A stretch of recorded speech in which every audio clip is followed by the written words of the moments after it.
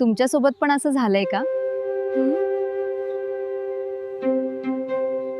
आता विचार करून काय उपयोग? नमस्कार, मी सुष्मिता जाधव, एक साधी हाऊसवाईफ आणि आई पण. माझ्या शिक्षण पण जास्त झाले नव्हते.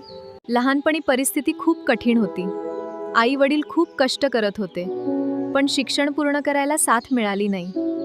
त्यावेळेला वाटायचं, ठीक आहे, चालेल, जीवन असंच असतं. पण आज जेव्हा मागे वळून बघते ना, तेव्हा जाणवतं, शिक्षण किती महत्त्वाचं असतं. पण एक गोष्ट मी शिकले आहे, फक्त शिक्षण नाही, स्किल्स पण खूप गरजेच्या आहेत. आज काळ बदललाय. गरीब असलो तरी चालेल, पण शिकण्याची इच्छा आणि काहीतरी नवीन करण्याची हिंमत हवी. कारण आजच्या जगात ज्याच्याकडे स्किल आहे त्याचं करिअर सिक्युअर आहे. आणि म्हणूनच मी आता थांबले नाहीये.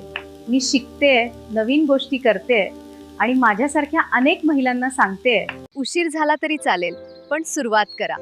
कारण तुमचा आजचा छोटा निर्णय उद्याचं मोठं भविष्य बदलू शकतो. तुम्ही पण तुमचं आयुष्य बदलायला तयार आहात का? तयार असाल तर मला येस असा मेसेज करा. Thank you.